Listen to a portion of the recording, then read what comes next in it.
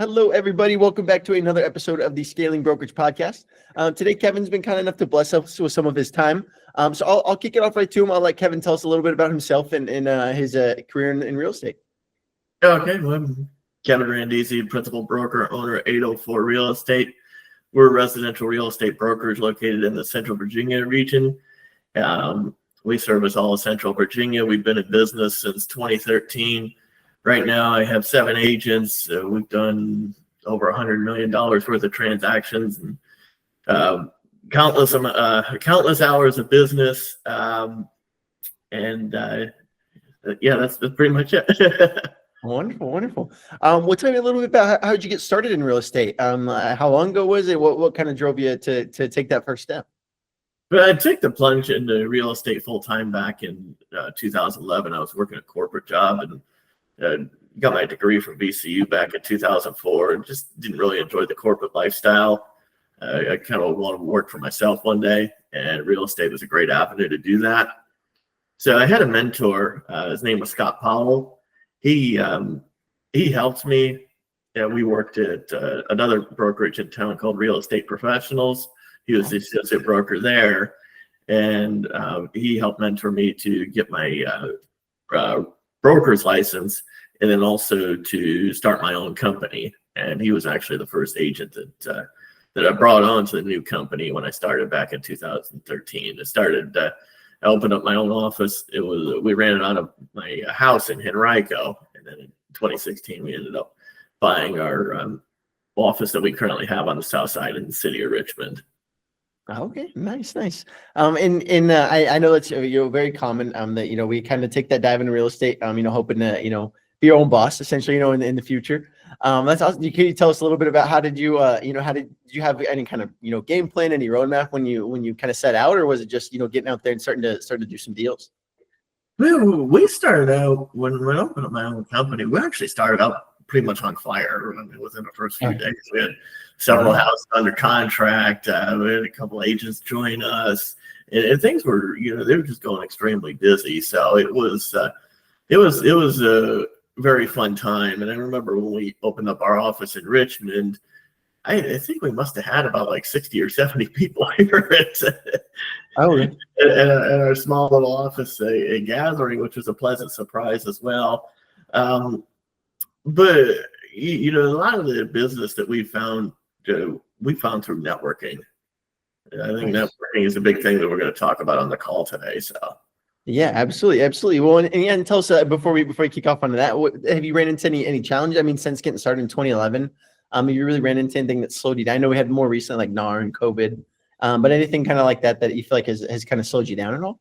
Well, obviously, we've had the challenges with the COVID pandemic, and then the recent challenges involving the NAR settlement and all the changes that have been implemented into the real estate profession recently. But real estate is always full of challenges.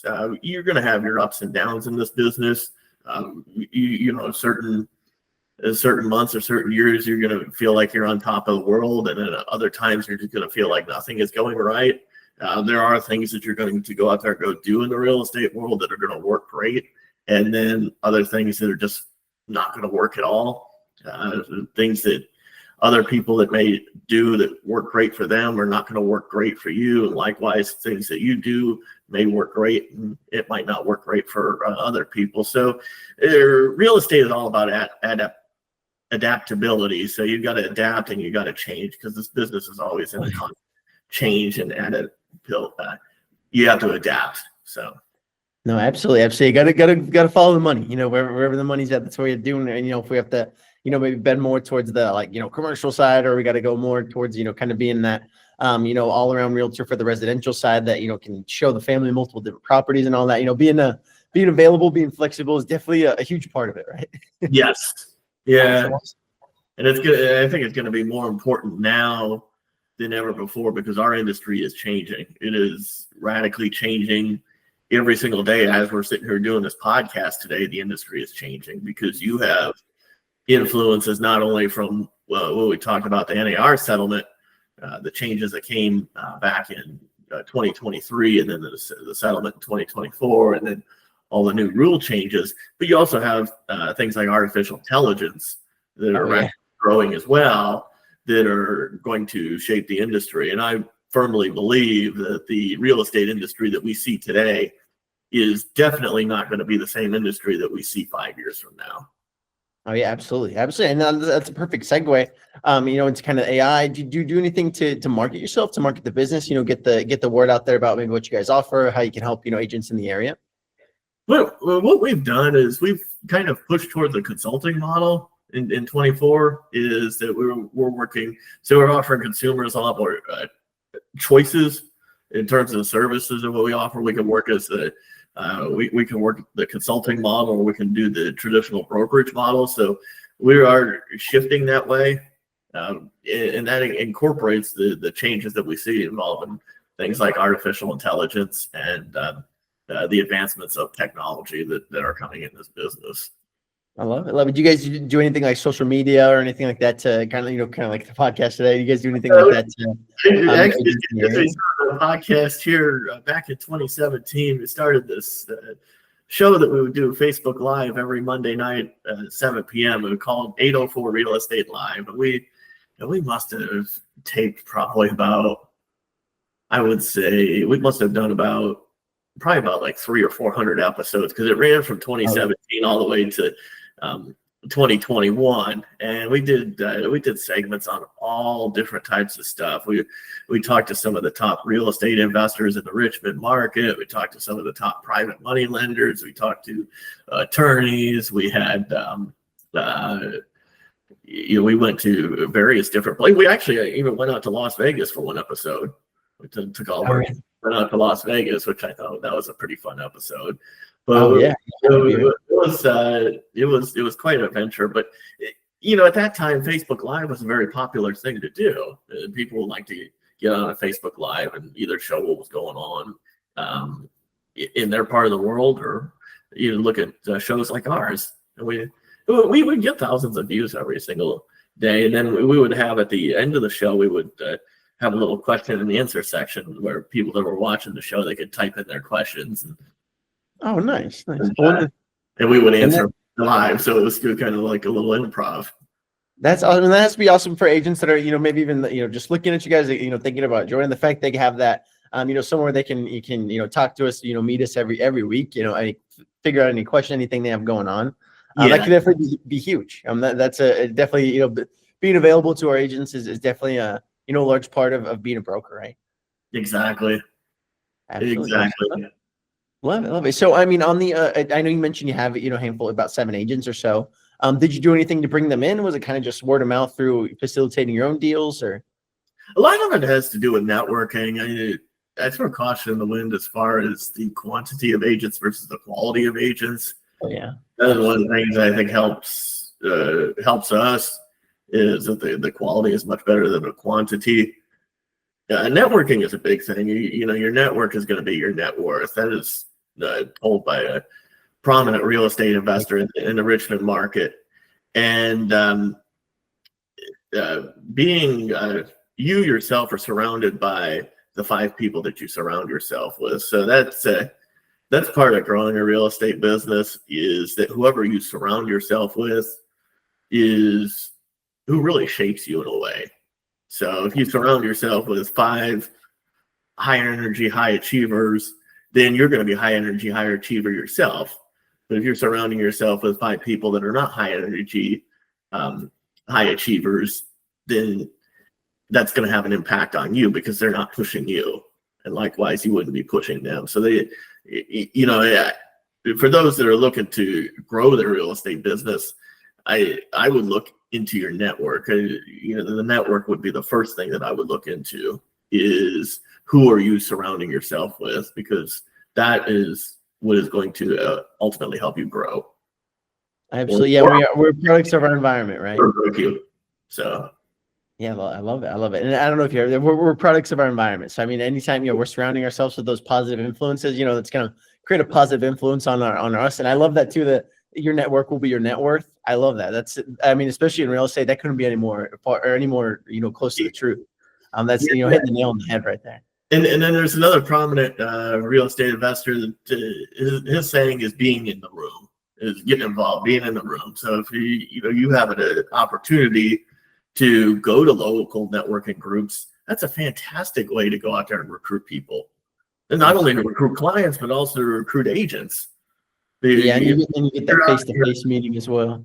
Yeah, the face-to-face is the big way to go out there and meet people, because a lot of people, I find that in real estate, it might be somewhat intimidating to talk to a real estate professional in a way, because a lot of people just don't know what to expect. I think perception is a little bit different than reality. And if you're able to go out there and meet with somebody, you learn a little bit more about them, they learn a little bit more about you, and together you can build that trust.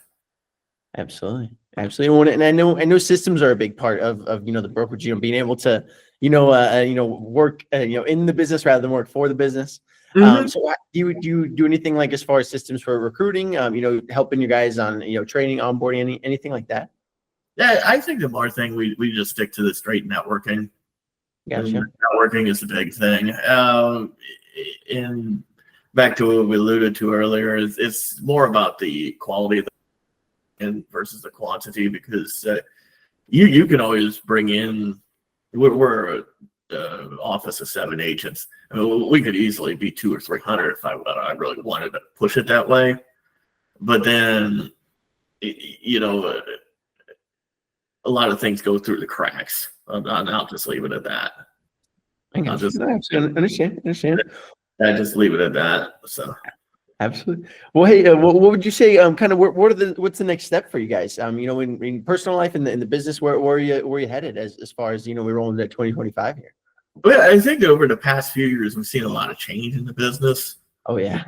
Came out of COVID, the NAR lawsuit hit, the settlement came in 24, and you look at all the advancements in terms of technology, and the key thing to growth is going to be change, because the industry is changing. Whether it is going to change, it's not going to be the same now that it is going to be 5 years from now.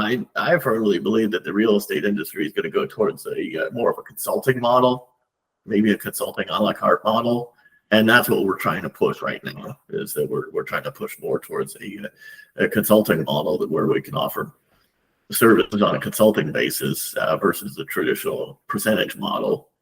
And so far, we've ran tests with that with a couple of our clients. The results seem to be going pretty good, and we're seeing a lot of the clients actually enjoy that, both buyer side and seller side. So. Yeah, absolutely. And that's a great way to set ourselves apart, in our market, and stay ahead of the curve as well, at the same time, set ourselves apart. That's awesome. Can you touch a little bit more on kind of how did you go about, starting that off initially, where like all your agents, very interested in doing it that way? Were they some that were reluctant at all? Well, I give the flexibility to the agents how they want to run their business, because they are independent contractors. They're not employees of our firm. They're independent contractors, so they could set their own rates as far as for the services that they want to provide. They pay the fees that are agreed upon between us and them. But they seem very receptive to it. They understand that the industry is changing, and I think that if you ever read that book, Who Moved My Cheese? You ever heard of that book? No, I haven't. We've got the two mice. I think their names are Ham and Haw.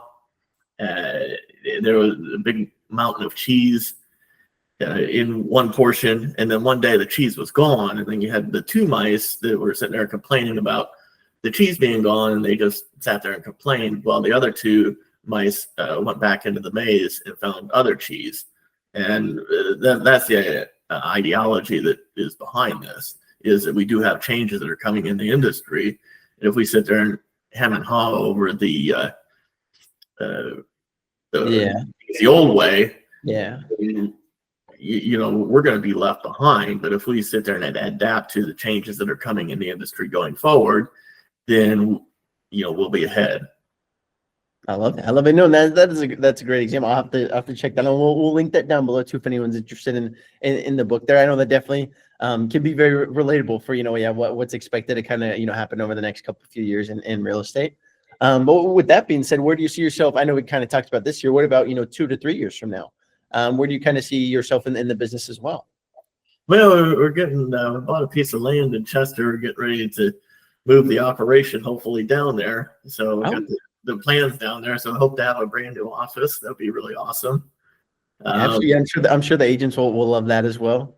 Yeah, we hope to keep rocking and rolling, making differences in people's lives, doing great things for our clients, our agents, and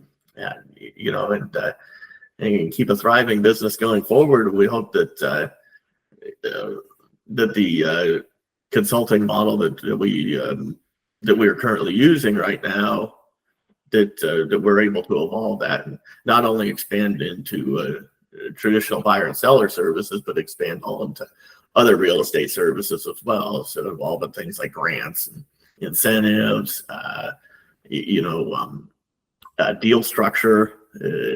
That's another thing with consulting too, is that you could expand your product offering not only to the traditional buyer and seller services, but you can also expand it to various other services that are needed out there in the market that the consumers really use. And that kind of just brought up in my mind. I know earlier you mentioned you guys did about 100 million in sales volume last year. Do you do anything on the ancillary side, like anything mortgage, title, property management, anything that kind of goes coincides with the the real estate? Well, as far as title goes, the first deal that I ever did in real estate involved a major title claim where the title company had to shell out a significant amount of money because of a discrepancy in the closing date and the mortgage payoff. So that kind of deferred me away from doing anything that involved title, because I've seen the bad of that happens really early on. So I got you. I understand. People sit there and they've questioned. They've asked me about getting title insurance on real estate, and my answer to that is, oh yeah. I mean, because the first deal that I ever did in real estate, if I didn't have title insurance, the property would have got foreclosed upon. As wild as that may seem, but it was definitely a good thing to have.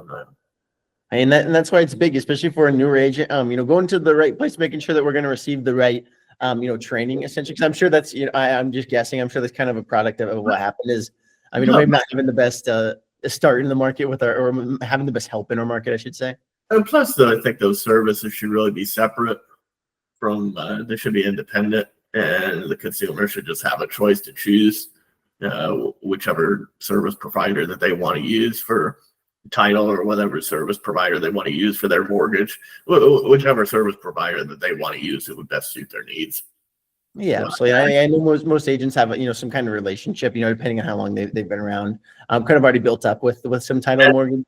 Yeah, and I don't want to sit there and force a title company or mortgage company down somebody's throat just for financial gain. That's not who we are.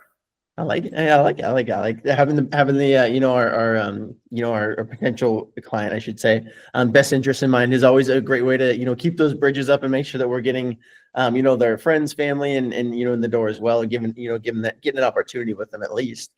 Well, nice. We can kind of dive into some advice for some newer brokerage owners. Yes. So someone who's starting their brokerage, starting it today, in current market and everything that we're dealing with now. What would be your suggestions to them? I think a combination of all the things that we talked about today. Your network is going to be your net worth. And I love that one. I love that one. Really build your network. Surround yourself with the type of people that you want to grow with. So look at your surroundings. See who the 5 people are that you surround yourself with, and if those are the 5 people that you feel give you the best chance to grow, then great. If not, then maybe you got to go surround yourself with 5 different people, or switch out 1 or 2 or whatever in that particular equation. And the second thing is be in the room, get involved. So a lot of cities, a lot of localities have local networking groups. I would recommend going and being a part of those particular groups and getting involved and going and chatting with people. You can go to local civic associations. You can go to local RIA groups. You can sit there and go to local council meetings. Going out there and getting involved. The third thing I would do is be able to adapt to change, because the industry is always going to change. What we do today is not going to be the same thing that we do 5 years from now. And, 5 years from now, it's not going to be the same 10 years from that. So I think the change is going to be a big thing there.